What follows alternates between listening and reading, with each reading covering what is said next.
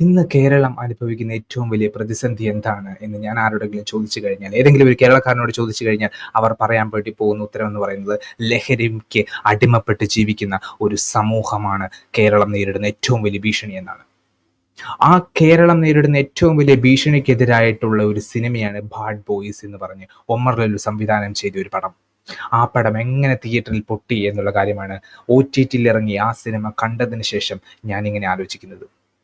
എമ്പുരാൻ പോലെ മാസ് മസാല പടങ്ങൾ വിജയിപ്പിച്ച് 200 കോടിയും 300 കോടിയും 400 കോടിയും വരെ അടുപ്പിച്ച് കൊടുക്കാൻ പ്രാപ്തിയുള്ള മലയാളി ജനത, കലാമൂല്യവും സാംസ്കാരിക മൂല്യവുമുള്ള ഒമർ ലുലുവിൻ്റെ ബാഡ് ബോയ്സ് എന്ന് പറയുന്ന പടം ലഹരിക്കെതിരെ കടുത്ത നടപടിയെടുക്കുന്ന, ലഹരി ഉപയോഗിക്കുന്ന ആൾക്കാർ അതുപോലുള്ള പടങ്ങൾ കണ്ടു കഴിഞ്ഞ് അതിൽ നിന്ന് മാറാൻ വരെ ചാൻസ് ഉള്ള ഇതുപോലുള്ള പടങ്ങൾ എന്തുകൊണ്ട് കേരളത്തിൽ ആഘോഷിക്കപ്പെടുന്നില്ല എന്നുള്ള ഒരു സംഭവമാണ് ഈ ബാഡ് ബോയ്സ് എന്ന് പറഞ്ഞ കലാമൂല്യവും സാംസ്കാരിക മൂല്യവുമുള്ള ഒരു പടം കണ്ടതിന് ശേഷം ഞാൻ ഇങ്ങനെ ആലോചിക്കുന്നത്. എമ്പുരാൻ പോലുള്ള സിനിമകൾ എന്താ പറയേണ്ടത്, ചരിത്രത്തെ വളച്ചൊടിച്ച രീതിയിൽ ഉണ്ടാക്കി ഒരുപാട് പൊളിറ്റിക്കലായിട്ടും ഒരുപാട് ചൂഷണം ചെയ്യപ്പെട്ട ഒരു പടം, അതുപോലുള്ള വളരെ വിവാദപരമായിട്ടുള്ള കോൺട്രവേഴ്സ്യൽ പരമായിട്ടുള്ള സിനിമകൾ ഇറക്കി അത് മലയാളികൾ വിജയിപ്പിക്കുന്ന സമയത്താണ് ബാഡ് ബോയ്സ് പോലുള്ള നല്ല മെസ്സേജ് കൊടുക്കുന്ന ഒരു പടം, അതായത് അവയവക്കടത്തിനെ പറ്റിയുള്ള ഒരു കൃത്യമായ ധാരണ കൊടുക്കുന്ന പടം, ലഹരിക്കെതിരെയുള്ള കൃത്യമായ പടയൊരുക്കം നടത്താൻ പ്രാപ്തിയുള്ള ഒരു പടം ഒക്കെ ആയിട്ടുള്ള ബാഡ് ബോയ്സ് ഇത്രയും വലിയ കനത്ത പരാജയം തിയേറ്ററിൽ നേരിട്ടത്. ഇതെന്നെ ആ സിനിമ OTT-ൽ കണ്ടു കഴിഞ്ഞപ്പോൾ എനിക്ക് വളരെ ദുഃഖം തോന്നി. അത് തിയേറ്ററിൽ പോയി കാണാതിരുന്നതിലും എനിക്ക് അതിയായ വിഷമമാണ് എനിക്കിപ്പം തോന്നുന്നത്. കാരണം Malayali miss A beautiful experience in theatre. Bad boys എന്ന് പറഞ്ഞ സിനിമ കണ്ടതിന് ശേഷം എൻ്റെ മനസ്സിൽ ഏറ്റവും അധികം തങ്ങി നിൽക്കുന്ന ഒരു കലാകാരൻ എന്ന് പറയുന്ന, അല്ലെങ്കിൽ ഒരു ക്യാരക്ടർ എന്ന് പറയുന്നത് ധ്യാൻ ശ്രീനിവാസൻ അവതരിപ്പിച്ച അബ്ജുദ് ഖാൻ എന്ന് പറയുന്ന അതിശക്തമായ ഒരു പോലീസ് ക്യാരക്ടറാണ്. റഹ്മാനാണ് ആ സിനിമയിൽ ഒഫീഷ്യലായിട്ട് നായകനെന്ന് നമ്മൾ പറയുമെങ്കിലും അബ്ജുദ് ഖാനായിട്ട് അഭിനയിച്ച, അല്ലെങ്കിൽ ആ ഒരു കഥാപാത്രത്തെ അതിമനോഹരമായിട്ട് അവതരിപ്പിച്ച ധ്യാൻ ശ്രീനിവാസനും മലയാളികളുടെ മനസ്സിൽ നിന്ന് അങ്ങനെ പെട്ടെന്നൊന്നും പോവില്ല ആ സിനിമ കണ്ടു കഴിഞ്ഞാൽ. കാരണം ധ്യാൻ ശ്രീനിവാസൻ അതിനകത്ത് പറയുന്ന ചില ഡയലോഗുകളൊക്കെ ഇന്നത്തെ അതേപോലുള്ള ഏതെങ്കിലും ഓഫീസേഴ്സ് കേരളത്തിൽ ഉണ്ടായിരുന്നെങ്കിൽ എന്ന് നമ്മൾ ആശിച്ചു പോകുന്ന രീതിയിലാണ് ധ്യാൻ ശ്രീനിവാസൻ ആ സിനിമയിലുള്ള അദ്ദേഹത്തിന്റെ ക്യാരക്ടർ പറയുന്ന പല പല ഡയലോഗുകളും. കാരണം ആ കഥാപാത്രം പറയുന്നത്, ആ കഥാപാത്രത്തെ ഈ ലഹരി മാഫിയ സംഘം ആദ്യം ഒന്ന് അടിക്കുന്നുണ്ട്, എന്നിട്ടും അദ്ദേഹം തിരിച്ചു വന്ന് റഹ്മാനോട് പറയുന്ന ഒരു ഡയലോഗുണ്ട്, എനിക്കടി കൊണ്ടില്ലേ, എന്നിട്ടും ഞാൻ ഈ ലഹരിക്കെതിരെയുള്ള പോരാട്ടം ഞാൻ നിർത്തുന്നില്ല എന്ന്. നമ്മുടെ ലാലേട്ടൻ പറയുന്നുണ്ട് drug is A dirty business എന്ന്. അത് ലാലേട്ടൻ പറയുമ്പോൾ ആൾക്കാർ കൈയടിക്കുകയും അതുപോലുള്ള സിനിമകൾ ഒരുപാട് ആൾക്കാർ പോയി കണ്ട് ഹിറ്റാവുകയും ചെയ്യുന്നു. പക്ഷെ ധ്യാൻ ശ്രീനിവാസനും ആ സിനിമയിൽ ഒരു 10 തവണയെങ്കിലും പറയുന്നുണ്ട്, ഒരു ഡ്രഗ് ഫ്രീ സൊസൈറ്റിയാണ് നമ്മൾ ഇഷ്ടപ്പെടുന്നത്, അല്ലെങ്കിൽ ആ ധ്യാൻ ശ്രീനിവാസൻ ആഗ്രഹിക്കുന്നതെന്ന്. എന്നിട്ടും ആ ക്യാരക്ടർ ഒന്നും അധികം ആഘോഷിക്കപ്പെടാതെ പോകുന്നത് വളരെ ദുഃഖകരമായിട്ടുള്ള ഒരു കാര്യമാണ് ആയിട്ടാണ് എനിക്ക് തോന്നുന്നത്.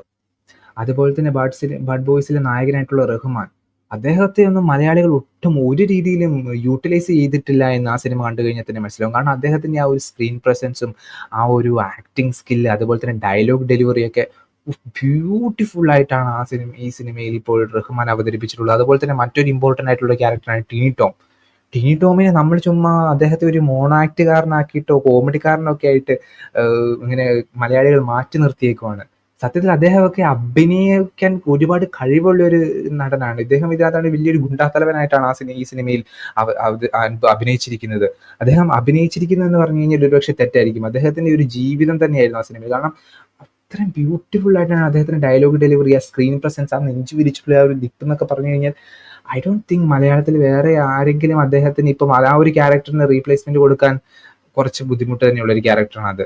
അതുപോലെ തന്നെയാണ് ബിബിൻ ജോർജിന്റെ ബിബിൻ ജോർജ് സിനിമയുടെ തുടക്കം തൊട്ട് അവസാനം വരെ എൻജോയ് ചെയ്ത് അഭിനയിച്ചേക്കുന്നതായിട്ടാണ് ഈ സിനിമയിൽ നിന്ന് എനിക്ക് മനസ്സിലായത്. അത്രയും ബ്യൂട്ടിഫുൾ ആയിട്ടാണ്, വളരെ ഇങ്ങനെ ഫ്ലോയിൽ അങ്ങ് പോവാണ് അഭിനയം എന്ന് പറയുന്നത്. അതൊരു എഫേർട്ടായിട്ട് അഭിനയിക്കുന്ന പോലെ നമുക്ക് തോന്നുന്നതേ ഇല്ല. പിന്നെയുള്ള രണ്ടുപേരാണ് സെന്തിൽ കൃഷ്ണയും നമ്മുടെ ബിജുക്കുട്ടനും. അവരും നന്നായിട്ട് ഇതിനകത്ത് സത്യം പറഞ്ഞാൽ ആരും അഭിനയിച്ചിട്ടുണ്ടോ എന്ന് ചോദിച്ചു കഴിഞ്ഞാൽ അറിയില്ല. അവരൊക്കെ വളരെ നോർമലായിട്ട് ഒരു ക്യാമറയുടെ മുന്നിൽ നിന്നാണ് നമ്മൾ അവരെ ഷൂട്ട് ചെയ്യുന്നതെന്ന് പോലും നമുക്ക് തോന്നില്ല. അത്രയും റിയലിസ്റ്റിക് ആയിട്ടുള്ള ഒരു അഭിനയമാണ് ഈ സിനിമയിൽ അവതരിപ്പിച്ചിട്ടുള്ളത്. സോ ഇൻ ടോട്ടൽ ഇതിന്റെ സ്റ്റോറി ബേസ്ഡ് ആണെങ്കിലും ഇതിന്റെ ഡയറക്ഷൻ ബേസ്ഡ് ആണെങ്കിലും എല്ലാം അടിപൊളി പടമാണ്. ഒമർ ലുലുവിന്റെ അടുത്ത് നിന്ന് ഞാൻ ഇത്രയും ഒരിക്കലും പ്രതീക്ഷിച്ചിട്ടുണ്ടായിരുന്നില്ല. കാരണം ഒമർ ലുലുവിന്റെ കഴിഞ്ഞ പടങ്ങളൊക്കെ ഞാൻ കണ്ടപ്പോൾ ഒന്നും എനിക്ക് അത്രയും അങ്ങോട്ട് കണക്ട് ആയിട്ടുണ്ടായിരുന്നില്ല. പക്ഷേ bad boys is one of my favourite film in 2025.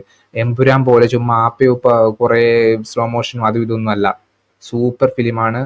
പാട്ടിന് പാട്ടുണ്ട്, ഡാൻസ് ഉണ്ട്, എന്റർടൈൻമെന്റ് എല്ലാം കൂടെ കൂട്ടി ഒരു mass masala super family pack എന്റർടൈനറാണ് ബാഡ് ബോയ്സ് എന്ന് പറയുന്ന ഫിലിം. ഇതിനകത്ത് നമുക്ക് ഒരുപാട് കാര്യങ്ങൾ മനസ്സിലാക്കാനുണ്ട്. അവസാനം ഈ സിനിമയുടെ ക്ലൈമാക്സിൽ അവയവ കടത്തം എന്ന് പറയുന്ന വലിയൊരു റാക്കറ്റിനെ പറ്റി പറയുന്നുണ്ട്. അവർ സൗജന്യമായിട്ട് മെഡിക്കൽ ക്യാമ്പ് നടത്തുന്നതിനെ പറ്റിയൊക്കെ പറയുന്നുണ്ട്. സോ ഇതൊക്കെ മലയാളികൾക്ക് ഒരുപാട് കാര്യങ്ങൾ ഈ സിനിമയിൽ പഠിക്കാനും കൂടിയുണ്ട്. ഇത് ചുമ്മാ ഇങ്ങനെ എന്റർടൈൻമെന്റ് കണ്ട് പോകാൻ വേണ്ടിയിട്ടുള്ള ഒരു പടമല്ല ഇത്. This is something that every Malayali can learn a lot of beautiful life lessons from this wonderful film.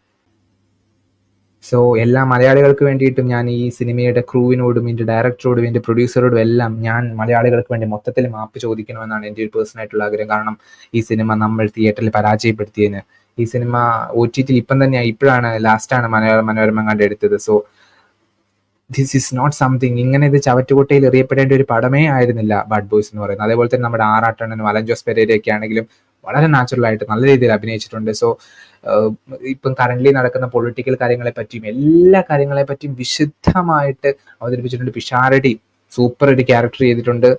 So എല്ലാവരുടെയും ബ്രെയിൻ ഈ പടം ഇറങ്ങുന്നതോടെ ധ്യാൻ ശ്രീനിവാസനൊക്കെ കുറേയും കൂടെ ഫാൻസ് ഉണ്ടാകും, ആരാധകരുണ്ടാകും എന്ന കാര്യത്തിൽ യാതൊരു സംശയമില്ല.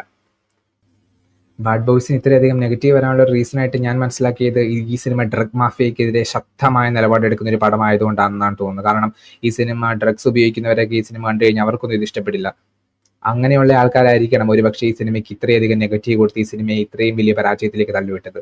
പക്ഷെ സാധാരണ കുടുംബ പ്രേക്ഷകർ അല്ലെങ്കിൽ സാധാരണ മലയാളി പ്രേക്ഷകർ OTT ഇറങ്ങിയ ശേഷം ഈ പടത്തെ ഏറ്റെടുക്കണം എന്നാണ് എൻ്റെ നിങ്ങളോടുള്ള റിക്വസ്റ്റ്. Thank you.